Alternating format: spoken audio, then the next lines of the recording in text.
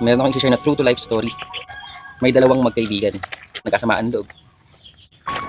At nagkataon naman na merong problema yung kumpanya nila sa pagpapasahod. So, as a human being, as an employee, normal yun at karapatan ng empleyado na mag-rant tungkol sa hindi maayos na pagpapasahod ng isang kumpanya.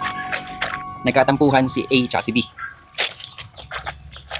Ngayon, si A nag-rant ay sa isang kaibigan nila, which is si C. So, labas yun sa tampuhan nila, yung C. Eh, nakarating doon sa kay letter B. Dahil nakarating kay letter B, si letter B may sama ng loob sa kay letter A. Ang pinag-uusapan ng dalawa ay yung hindi maayos na pagpapasahod.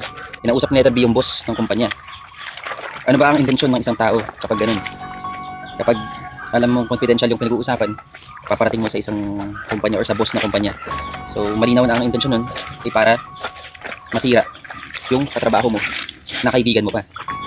So, anong nangyari? Nagalit yung boss ng kumpanya. Hindi lang kay letter A, pati kay letter C na pinag-rant outan ng letter A. Natanggal sa trabaho yung letter C dahil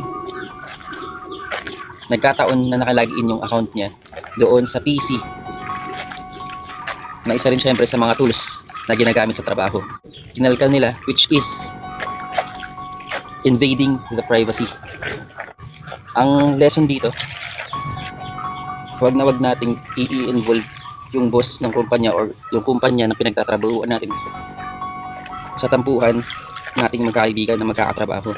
Kasi pag natanggal sa trabaho yung kaibigan mo, hindi naman ikaw ang bubuhay sa pamilya niya. At hindi rin ikaw ang magbabayad sa mga responsibilities niya.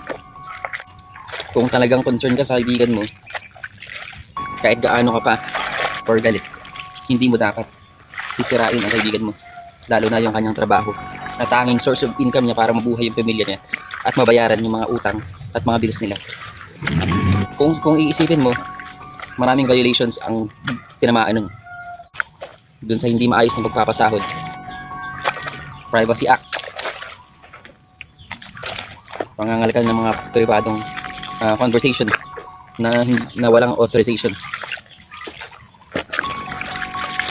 At yung biglang pagtanggal sa empleyado, hindi porket mas dikit tayo sa boss natin or sa kumpanya, at pwede na nating gawing sandata yun para makaganti sa kaibigan natin.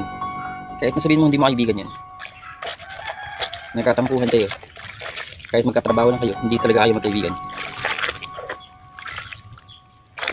Narinig mo yung isang tao na kahit di mo close, narinig mo yung isang tao na nagreklamo tungkol sa sahod, nagrant sa kapwa katrabaho, ba't mo ikikwento sa CEO na mismong ikaw rin nakaka-experience? Anong point nun? Para sumipsip? At the same time, ang epekto nun, masisira talaga yung tao. So syempre nakaabang na yung mga bayarin mo. So ngayon, sino ang mag-suffer? Yung taong nawalan ng trabaho na may binubuhay ng pamilya, diba? Kahit gaano pa kataas yung position mo, or kahit gaano pa katibay yung kapit mo sa isang kumpanya, pag binawi ng Diyos yung buhay mo kinabukasan or anytime, let's say hindi ka na nagising, binangungot ka, hindi mo madala sa hukay yan. Yung mga material na bagay na minsan takot tayo mawala at nagiging sanhi ng pagkasira ng pagkakaibigan, hindi mo madadala sa hukay yan. Sa parte ng buhay natin yun, kasi nasa mundo tayo.